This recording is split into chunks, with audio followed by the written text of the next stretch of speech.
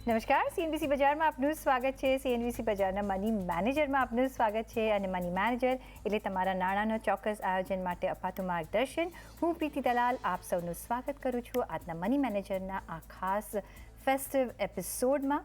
આજે આપણે વાતચીત કરીશું મ્યુચ્યુઅલ ફંડના રોકાણમાં થતી કઈ એવી 10 ભૂલો છે જેનાથી બચવું જોઈએ, આ ભૂલોને કઈ રીતે તમે સુધારી શકો છો અને મ્યુચ્યુઅલ ફંડના રોકાણથી મહત્તમ રિટર્ન કઈ રીતે મેળવશો.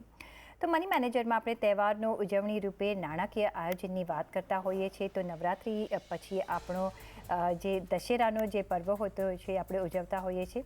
દશેરાને દિવસે ખરાબ પર સારાનો વિજય મળતો હોય છે અને મ્યુચ્યુઅલ ફંડમાં થતી 10 ભૂલોનો વધ કરી આપણે આપણા નાણાકીય જીવનમાં ધ્યેય પ્રાપ્તિનું યુદ્ધ જીતી લઈએ તો કેવું રહેશે. તો બસ આ જ પ્રયાસ આજના એપિસોડમાં આપણે કરવાના છે. અને આ ચર્ચામાં આપણી સાથે જોડાયા છે રૂપી વિથ ઋષભ ઇન્વેસ્ટમેન્ટના ઋષભ દેસાઈ. ઋષભ, ઘણું સ્વાગત છે આપનું આજના શોમાં. અને આપણે દશેરા વીક મનાવી રહ્યા છે અને એવી કઈ 10 ભૂલોથી આપણે બચવું જોઈએ જ્યારે આપણે મ્યુચ્યુઅલ ફંડમાં ઇન્વેસ્ટમેન્ટ કરતા હોઈએ છીએ. તો મ્યુચ્યુઅલ ફંડ પરસે આજે આપણે વાતચીત કરીશું, કારણ કે ઘણા બધા હવે જે ઇન્વેસ્ટમેન્ટ ક્લાસ છે મ્યુચ્યુઅલ ફંડ થ્રુ રોકાણ કરતું હોય છે. તો first of all, goal based તમારે રોકાણની આપણે યુઝ્યુઅલી આપણે વાત કરતા હોઈએ છીએ because that is the basic step. Mutual ફંડમાં પણ રોકાણ કરતી વખતે ગોલ બેઝ રોકાણ કરવું કેટલું ઇમ્પોર્ટન્ટ છે? પ્રીતિ, પહેલા તો તમારો ખૂબ આભાર મને શો પર બોલાવવા માટે. તમને, તમારા આખી ટીમને ને બધા વ્યુઅર્સને નવરાત્રીના પાવન પર્વ પર ખૂબ ખૂબ શુભેચ્છા આપું છું ને દશેરાના પાવન પર્વ પર પણ ખૂબ ખૂબ શુભેચ્છા આપું છું. આ તમે બહુ કરેક્ટલી પુટ કીધું કે આપણે વી આર હ્યુમન્સ, આપણાથી મિસ્ટેક્સો થવાની જ છે. સો મારા હિસાબથી જે 10 મેઇન મિસ્ટેક્સ આપણે હવે સુધારી શકીએ કે અને જે ઓલરેડી મિસ્ટેક્સ કરી ચક્યા છે એને સુધારવાની અને આગળ આપણે આ મિસ્ટેક્સ ના કરીએ એની માટે હું મારી એડવાઇસ, મારું વ્યૂઝ આપવા માંગુ છું આમાં. તમે બહુ કરેક્ટલી પુટ કીધું કે ગોલ ઇઝ વેરી ઇમ્પોર્ટન્ટ. આપણે જ્યારે પણ ઇન્વેસ્ટમેન્ટ આપણે કરતા હોઈએ, મોસ્ટલી લોકો છે ને રિટર્ન્સ પાછળ ભાગતા હોઈએ છે કે ચલો સારા રિટર્ન્સ આવે છે તો આપણે ઇક્વિટીમાં ઇન્વેસ્ટ કરી નાખીએ, રાઈટ? પણ this is not the right way to approach investment. Investment તમે જ્યારે પણ તમે કરો એમાં 3 પેરામીટર્સ ખાસ ધ્યાનમાં રાખવા જોઈએ કે તમારું પહેલા ગોલ શું છે. પહેલા એ ગોલ આઈડેન્ટિફાય કરો, અન્ડરસ્ટેન્ડ યોર ગોલ, કે વેધર એ ગોલ તમારું વેલ્થ ક્રિએશન માટે હોય કે ડોટર્સ એડ્યુકેશન હોય કે કંઈક મેરેજ માટે હોય કે રિટાયરમેન્ટ માટે હોય, વોટ એવર ઇટ ઇઝ. પહેલા first identify and understand your goal. એક વખત ગોલ તમે આઈડેન્ટિફાય કરી નાખ્યો પછી એનો ટાઈમ હોરાઇઝન સમજો કે આ કેટલા ટાઈમમાં હું ફૂલફિલ કરી શકું છું, રાઈટ? મારે કેટલું એની માટે રોકાણ કરવું જોઈએ. એ આ 5 વર્ષમાં ફૂલફિલ થાય છે, 10 વર્ષમાં થાય છે, 15 વર્ષમાં થાય છે, રાઈટ? બેઝડ ઓન તમારું જે ઇન્કમ ને એક્સપેન્સીસ હોય એના પ્રમાણે આખું આ ડિસાઇડ થાય.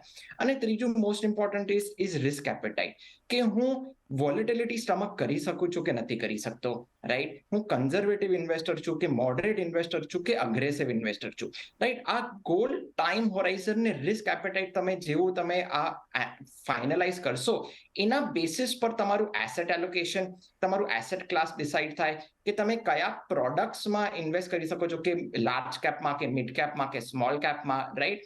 અને આના બેસિસ પર કે કેટલું અમાઉન્ટ ઇક્વિટીમાં હોવું જોઈએ, કેટલું અમાઉન્ટ ડેટમાં હોવું જોઈએ, કેટલું amount large cap, mid cap, small કેપમાં હોવું જોઈએ, અને એના એલોકેશન્સ ડિસાઇડ થાય. So having a goal is very important. Having a time horizon is also important, and having a proper risk appetite, knowing your risk appetite is equally important. Absolutely. તો of course goal base રોકાણ કરવાના એના એ આધારિત તમે એક તમે એક fund માં તમે ઇન્વેસ્ટ કરી શકો છો. કઈ કેટેગરી ઓફ ફંડમાં તમારે ઇન્વેસ્ટ કરવાનું હોય છે, ઇક્વિટી, ડેટ, કઈ રીતના કરવું, એ ઘણું બધું ડિપેન્ડ કરતું હોય છે. એટલે પહેલાં ગોલ આઈડેન્ટિફાય કરવો ઘણો જરૂરી હોતો હોય છે. નેક્સ્ટ, અત્યારના આપણે જોઈ રહ્યા છીએ ઋષભ કે એસઆઈપી દ્વારા ઘણું બધું રોકાણ આપણે થઈ રહ્યું છે, કારણ કે મંથલી એક ડિસિપ્લિન પણ રાખે છે કે એસઆઈપી આપણે કરીએ અને આપણું રોકાણને વધારીએ. પણ ટાઈમલી એસઆઈપી કરવી કેટલી જરૂરી છે? ઇન ધ સેન્સ, આપણે ઓલવેઝ કહ્યું છે કે તમે તમારા રોકાણ જેટલા જલ્દીથી શરૂઆત કરો એટલું તમારા માટે ઇઝી થઈ જશે. શું એસઆઈપીમાં પણ એ જ રૂલ લાગુ પડે છે? એબ્સોલ્યુટલી પ્રીતિ. અને first of all congratulations two retail investors. આપણા કન્ટ્રીમાં $2 બિલિયન હવે સિપ મંથ ઓન મંથ જાય છે. That is a substantial amount. We are still under penetrated અને હજુ we have a long way to go. પણ આપણે જેટલું જલ્દી સ્ટાર્ટ કરીએ એટલું જ કમ્પાઉન્ડિંગ પ્રોસેસ માટે સારું છે. Time is the best friend of compounding, right? અને તમે જેટલું સમય આપશો એટલું જ ઓપ્ટિમમ રિટર્ન્સ જનરેટ કરી શકશો વિથ લેસર અમાઉન્ટ. તમે 25 વર્ષ કે 26 વર્ષથી કમાવાનું સ્ટાર્ટ કરો ત્યારથી તમે સિપ કરી શકો છો. તમે નાના નાના અમાઉન્ટથી તમે અક્યુમ્યુલેટ કરશો તો લોંગ રનમાં 20, 30, 40 વર્ષમાં બહુ મોટું કોર્પસ થશે. તમે જેટલું લેટ કરશો એટલું તમને વધારે અમાઉન્ટ આપવું પડશે અને એ કમ્પાઉન્ડિંગ પ્રોસેસ ને જે ઓપ્ટિમમ રિટર્ન જે જનરેટ થાય છે એ જનરેટ નહીં થઈ શકે. અને આમાં એક એડિશનલ હું કહેવા માંગુ છું કે તમે જ્યારે પણ સ્ટાર્ટ કરો આપણી પાસે cash flow cash in hand એટલું ના હોય. તમે સ્મોલ 10 કે 20% એસઆઈપી ટોપઅપ કરો યર ઓન યર. તમારી જે પણ ઇન્કમ હોય એનું 20 થી 30% તમે એસઆઈપીમાં આપો અને એવરી યર તમે 10 to 20% ને તમે ટોપઅપ કરો તો તમને બહુ સરસ optimum returns inflation beating returns તમને જનરેટ કરીને આપશે ઇક્વિટીઝમાં. તો as early as you can start તમારે કરવી દેવું જોઈએ, કારણ કે એક તમને એનો વધારે બેનિફિટ મળશે અને તમારું જે કમ્પાઉન્ડિંગ જે ફેક્ટર છે એ વધારે એક રોલ પ્લે આઉટ કરી શકશે. તો પહેલેથી જ જ્યારથી તમે એક અર્ન કરવાનું શરૂઆત કરો એ ત્યારથી જ તમારે એક એસઆઈપી શરૂઆત કરવી જોઈએ. સાથે આપણે જ્યારે રોકાણ કરતા હોઈએ છીએ અને રિટર્ન્સ જ્યારે એક્સપેક્ટ કરતા હોઈએ છીએ ત્યારે ઇન્ફ્લેશન ફેક્ટર કોઈ વખત આપણે અકાઉન્ટ કરવાનું કે એને ધ્યાનમાં રાખવાનું ભૂલી જતા હોઈએ છીએ. આ કેટલું ધ્યાનમાં રાખવું જોઈએ આપણે? Inflation is the most important factor in ઇન્વેસ્ટિંગમાં. કારણ કે તમારી જે આજની જે કરંટ વેલ્યુ છે એ ફ્યુચરમાં it is not going to remain the same, right? તમારું જે આજનું વેલ્યુ છે it is going to be much higher in the future. So it is very important to derive a future value based on inflation.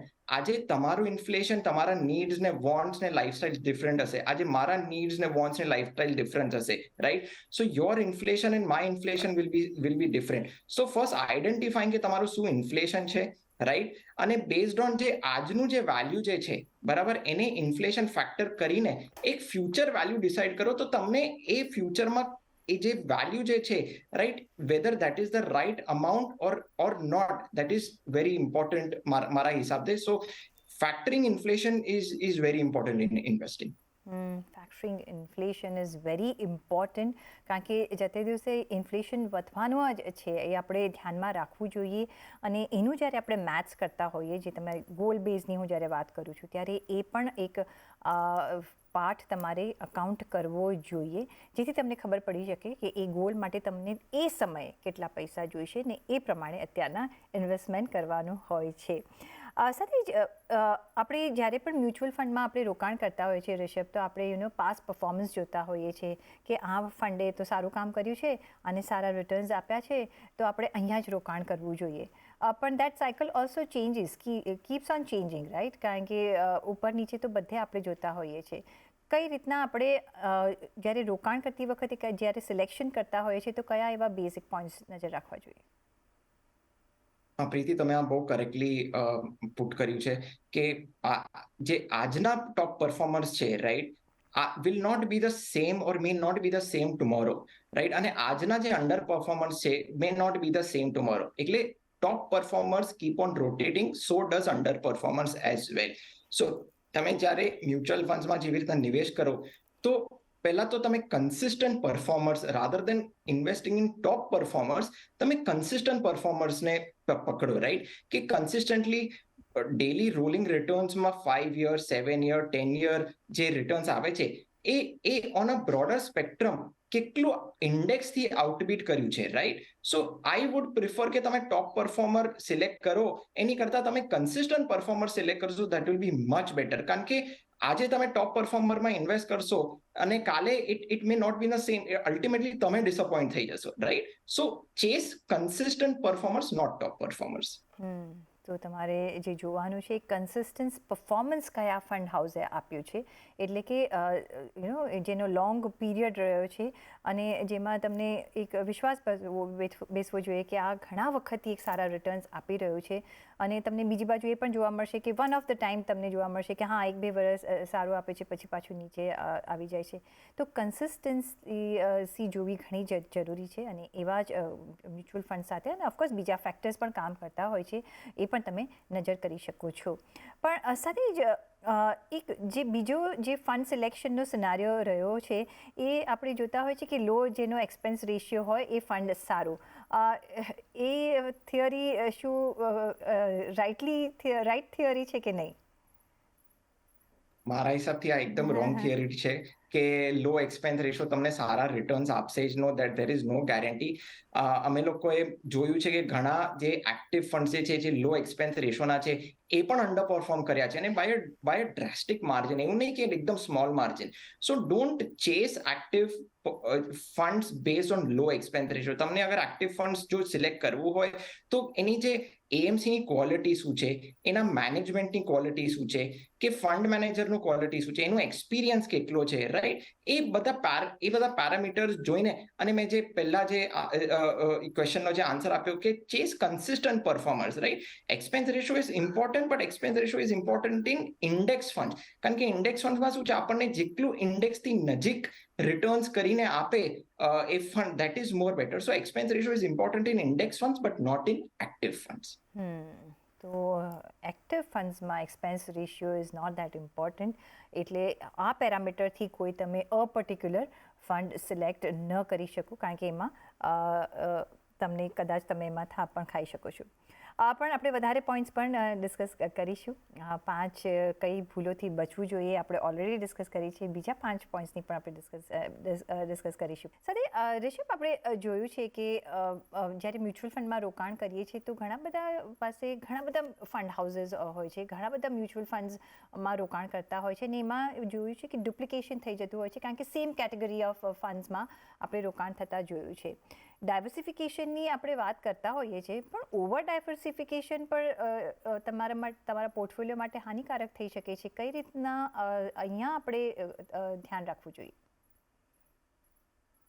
પ્રીતિ, આપણે જ્યારે mutual ફંડ્સની વાત કરીએ, mutual funds છે ને 30 થી લઈને ક્યારેક 80 to 100 સ્ટોક્સમાં ઇન્વેસ્ટ કરે છે એક સાથે, રાઈટ? સો તમે જેટલા ફંડ્સ ઇન્ટ્રોડ્યુસ કરશો તમારા પોર્ટફોલિયોમાં, રાઈટ, એટલું જ તમારું પોર્ટફોલિયોના જે નંબર ઓફ સ્ટોક્સ છે એટલું જ લાંબુ તમારી ટેલ લાંબી થતી જશે, રાઈટ? સો હું મારા ક્લાયન્ટ્સને આ રેકમેન્ડ કરું છું કે તમારું જે કોર પોર્ટફોલિયો હોય ને એમાંથી 5 કે 6 ફંડથી વધારે તમે ના રાખો, રાઈટ? આ બધા ફંડ્સનો સમય આવે છે પરફોર્મન્સનો ને અંડર પરફોર્મન્સનો. તમે 5 થી 6 ફંડ રાખો. તમે જેટલું વધારે લાંબી એની પૂંછડી કરશો, રાઈટ, અને તમે જેટલું નેગ્લિજિબલ એલોકેશન આપશો તો that will not help in giving optimum returns in your overall portfolio, right? So 5 થી 6 ફંડ રાખો. It is a very good 5 to 6 funds is a very good number for diversification.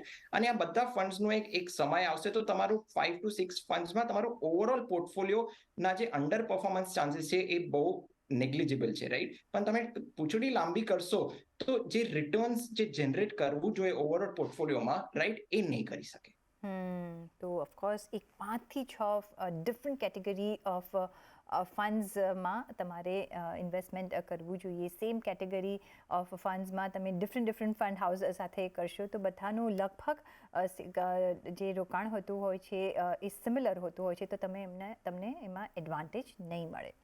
Next આપણે જોતા હોઈએ છીએ કે timing કરતા હોઈએ છીએ આપણે માર્કેટને કે આપણી એસઆઈપીને, એ કેટલું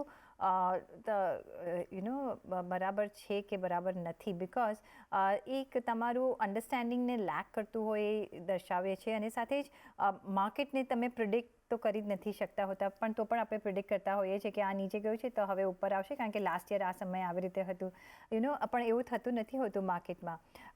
આ પ્રિડિક્શનથી કઈ રીતના બચવું જોઈએ? પ્રીતિ, પહેલા તો આ ટાઈમિંગ ને પ્રિડિક્ટિંગમાં બહુ ડિફરન્સ છે, રાઈટ? હવે તમને ફોર એક્ઝામ્પલ, હવે એસઆઈપી કરો છો તો એસઆઈપીમાં ટોપ, મીડિયમ અને લો પોઈન્ટ્સ પર તમે ઇન્વેસ્ટ કરો છો. એટલે તમારું આખું જે 10 વર્ષ 15 વર્ષનું જેટલું પણ જે ટાઈમ હોરાઇઝન છે એમાં બધા પોઈન્ટ્સ પર એવરેજ થઈ જતું હોય છે, રાઈટ? પણ આપણે એવરેજ રિટર્ન્સથી સંતુષ્ટ નથી થતા unfortunately, right? So if you want to generate little higher returns, તમને થોડા વધારે રિટર્ન્સ જોઈતા હોય એવરેજથી, તો timing is very important, right? પણ આમાં ટાઈમિંગ ને પ્રિડિક્ટિંગમાં લોકો કન્ફ્યુઝ થઈ જતા હોય છે. ટાઈમિંગ એટલે શું કે ચલો માર્કેટ આજે 10% કે 20% કે 25% પડ્યું અને તમે ઇન્વેસ્ટ કરો, એને ટાઈમિંગ કહેવાય છે, રાઈટ? પણ હવે માર્કેટ ક્યારે પડશે, ક્યારે ઊંચું જશે, એ મારા હાથમાં નથી. That is called predicting. So timing હજુ એ પોસિબલ છે. તમે જ્યારે સિપ કરતા હો અને તમારી પાસે કેશ હોય સાથે સાથે, તો જ્યારે માર્કેટ 10%, 20%, 25% માર્કેટ પડે, તો એમાં જરૂર તમે ઇન્વેસ્ટ કરજો, કારણ કે તમને એનાથી અબાવ એવરેજ રિટર્ન્સ મળશે. So this is the major difference between timing and predicting in the markets. અને જો ટાઈમિંગ અને પ્રિડિક્ટિંગ આપણે કરી શકતા હોત તો આપણે બધા જ માલામાલ હોતે. આપણે બેસી ચિંતા કરવાની કંઈ જરૂર જ ન હતી, પણ you can't do that with the market. સાથે આપણે જોયું છે કે કોઈ વખત માર્કેટમાં આપણે કોઈ ન્યૂઝ આવે તો એકદમ ઉપર જતું રહે, ને પછી કોઈક નેગેટિવ ન્યૂઝ આવે તો એકદમ નીચે જાય. એટલે પેનિક બટન અહીંયા બહુ સેન્સિટિવ હોય છે. અને જો કોઈ ઢીલા પોચા માણસો હોય કે ઇન્વેસ્ટર હોય, એ લોકો તો આમાં ઉપર નીચે થઈ જતા હોય છે. પેનિક તો નું જે આપણું જે બેરોમીટર છે એ કઈ રીતે આપણે સાચવી શકીએ છીએ? આ સાચવવાનો એક જ ફોર્મ્યુલા છે: stick with your goal, stick with your time Horizon, stick with your risk appetite and stick with your asset allocation. આ 4 પિલર્સની તમે સ્તંભ એકદમ સરસ પકડીને મજબૂત રાખશો ને, તો તમારું પેટનું પાણી હલશે નહીં, રાઈટ? આપણે જ્યારે માર્કેટ નીચે પડે એમાં આપણને પેનિક થવાનું નથી, કારણ કે માર્કેટ નીચે પડશે તો it will give you more opportunity two invest, right? અને તમે જ્યારે માર્કેટ ઉપર જાય છે એમાં ફિયર ઓફ મિસિંગ આઉટ એ ચક્કરમાં નહીં પડતા, રાઈટ? કે માર્કેટ ચલો ઓર વધારે ઉપર જશે, હું ઇન્વેસ્ટ કરી. નો, માર્કેટ જ્યારે નીચે પડે ત્યારે તમે ઇન્વેસ્ટ કરો. સિપ ઇન્વેસ્ટર્સ આમાં ચિંતા કરવાની જરૂરત નથી. પણ stick with your goal, time, risk appetite ને એસેટ એલોકેશન. આ 4 પિલર્સને તમે પકડીને રાખશો તો કશી ચિંતા કરવાની તમને જરૂરત નહીં પડે. બરાબર છે. તો ગોલ બેઝડ રોકાણ કરો, તમે ડિસિપ્લિન રાખો, એસેટ એલોકેશન કરો, ડાયવર્સિફિકેશન સાથે હોય તો પછી ગમે એટલું તમારા માર્કેટમાં ઉતાર ચઢાવ આવે, આપણે પેનિક બટન તમારું સ્વિચ ઓન નહીં થાય. એટલે આ એક 4 પિલર્સ છે, જરૂરથી તમે ધ્યાનમાં રાખજો. સાથે આપણે ઓલવેઝ કહેતા હોઈએ છીએ રિષભ, કે તમે જ્યારથી તમારી ઇન્વેસ્ટમેન્ટ જર્ની શરૂ કરો એ પહેલાં તમારી જાતને એક સિક્યોર કરી નાખો. પછી ઇન્સ્યોરન્સ હોય કે ઇમરજન્સી ફંડ હોય, એ પહેલાં જો ઇન પ્લેસ હશે તો તમારે બીજી કોઈ ચિંતા કરવાની નહીં રહે, ને ખાલી તમારે તમારા ઇન્વેસ્ટમેન્ટ અને તમારા પોર્ટફોલિયોને કઈ રીતે આગળ વધારો એના પર એક તમે કોન્સન્ટ્રેટ કરી શકશો. ઇમરજન્સી ફંડ રાખવું કેટલું જરૂરી? Preeti, we are living in very uncertain times, right? કાલ ઉઠીને કંઈ પણ થઈ શકે છે. આપણો જોબ જઈ શકે છે, આપણા હેલ્થમાં કંઈક ઊંચ નીચ ના કરે નારાયણ ના થાય, પણ કોવિડ પછી a lot of things have change in that sense. અને આપણને ઘણી બધી હેલ્થની પણ અવેરનેસ આવી છે, રાઈટ? સો પહેલા તો તમારું હેલ્થ ઇન્સ્યોરન્સ કયો, that has to be secured. એની સાથે સાથે એક ઇમરજન્સી કોર્પસ પણ તમે રાખો.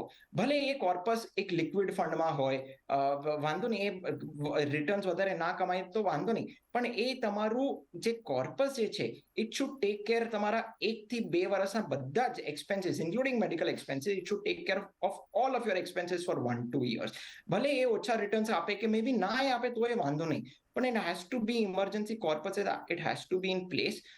Health insurance has to be in place, કારણ કે કાલ ઉઠીને આપણને ખબર નથી શું થઈ જવાનું છે. So that will help you secure your life and your family's lives as well. Okay, તો એક સિક્યોરિટી પોઈન્ટ ઓફ વ્યૂ, એક કોર્પસ આપણે ઓલવેઝ બાજુ પર રાખવું જોઈએ, કે કંઈક જો ઇમરજન્સી આવી જાય છે તો ફટાક દઈને આપણે એનો એનકેશ કરી શકીએ.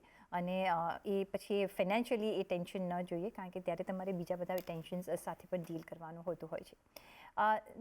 ફાઇનલ એક મારે પૂછવું હતું, અને એ છે જ્યારે આપણે ઇન્વેસ્ટમેન્ટ જર્નીની વાત કરતા હોઈએ છીએ અને બધી જ વસ્તુમાં હોશિયાર નથી હોતા, નહીં તો પછી આપણે શું જોઈતું હતું. અને આપણે એક ગાઈડિંગ ફોર્સની જો આપણે હેલ્પ લઈએ આપણા ઇન્વેસ્ટમેન્ટ માટે, આપણા નાણાકીય વૃદ્ધિ માટે, તો એમાં કંઈ ખરાબ નથી હોતું, કારણ કે આપણે ઓલવેઝ એક પ્રોફેશનલ હેલ્પ લેતા હોય છે. પછી એ ચાર્ટર્ડ એકાઉન્ટન્ટ હોય કે ડૉક્ટર હોય કે કોઈ પ્લમ્બિંગ વર્ક થતું હોય તો પણ આપણે એ માણસોને બોલાવતા હોઈએ છીએ. ફાઇનાન્શિયલ એડવાઇઝરનો રોલ કઈ રીતને તમારા એક પોર્ટફોલિયોને વધારે ફ્લરિશ કરી શકે છે? This is the most important point, Preeti, અને તમે બહુ કરેક્ટલી પુટ કર્યું છે કે આપણે બધામાં આપણા પગ રાખવા જશું કે we will land up nowhere, right? આપણે બે પગ એક નામ અને બીજો પગ બીજા નાવમાં રાખશું તો આપણે જ પોતે ડૂબી જઈશું, રાઈટ? સો આપણું જે એક્સપર્ટીઝ છે, આપણને જે સમજ છે, રાઈટ, ઇફ ફોર એક્ઝામ્પલ કોઈ એન્જિનિયર છે તો એ એન્જિનિયરિંગ ફિલ્ડનું કોન્સન્ટ્રેટ કરે, રાઈટ? બટ આપણને જ્યારે કંઈક બીમારી થતી હોય છે, અગર આપણે ડોક્ટર નથી હોતા, રાઈટ, તો આપણે પહેલા ડોક્ટરની પાસે જ જઈએ છીએ, right? So financial adviser it itself acts like a financial doctor in your life. તમારો ફાઇનાન્શિયલ એડવાઇઝર તમારું શું ઇન્વેસ્ટમેન્ટ્સમાં શું સાચું છે, શું ખોટું છે, તમારા જે ગોલ જે છે, તમારો જે ટાઈમ હોરાઇઝન, તમારો જે રિસ્ક એપેટાઇટ છે, એ બધા પેરામીટર સમજી કરીને, તમારું ફાઇનાન્શિયલ બેકગ્રાઉન્ડ, તમારું ફેમિલી બેકગ્રાઉન્ડને બધું સમજી કરીને એ તમને એક સાચી એડવાઇસ આપશે for long term wealth creation or કે long term capital preservation. So financial advisor એક બધાના જીવનમાં હોવો જ જોઈએ. એ તમને એક હેન્ડ હોલ્ડ કરશે throughout your life and throughout your financial journey, which will take care of all of your goals and investments. 1 કે 2% પૈસા બચાવવાના ચક્કરમાં you may end up losing much more than you think in the markets. Investing ભલે બધું વાત કરવામાં બધું easy લાગે છે, પણ જ્યારે એકચ્યુઅલી પ્રેક્ટિસમાં આવે છે, પ્રેક્ટિકાલિટીમાં આવે છે, it is not as easy as it looks it is, so having a financial advisor in your life just like a financial doctor is absolutely important. તો ઓફકોર્સ એક ગાઈડ ફોર્સ હોય. જો તમને સમજ ન પડતી હોય, જો તમને એક શ્યોરિટી જોઈતી હોય, જો તમને ડબલ શ્યોરિટી જોઈતી હોય, તો તમે એક ફાઇનાન્શિયલ એડવાઇઝરની હેલ્પ લઈ શકો છો તમારા ઇન્વેસ્ટમેન્ટ જર્નીમાં, જેથી એક સ્મૂધ સેલિંગ તમે કરી શકો. પણ સાથે જ ઋષભ, ઘણો આભાર તમારો આજના આ એપિસોડ માટે, અને એક મ્યુચ્યુઅલ ફંડમાં કઈ રીતના રોકાણ કરવું, કઈ રીતના ભૂલોથી બચવું જોઈએ, એના આ દશેરાના વીકમાં, દશેરા જ્યારે આપણે ઉજવી રહ્યા છે ત્યારે એ સમજાવવા બદલ તો ઘણો આભાર તમારો અમારી સાથે જોડાવા બદલ. અને એ સાથે જ હોર્સ ફાઇનાન્સના તમારા સવાલ અમને મોકલો. તમારું નામ, શહેર, ઉંમર સાથે ઈમેલ કરો અમને money@nw18.com પર. ફેસબુક પર લખો અમને facebook.com/CNBC Bajar પર, અને ટ્વીટ પણ કરી શકો છો twitter.com/CNBC Bajar પર.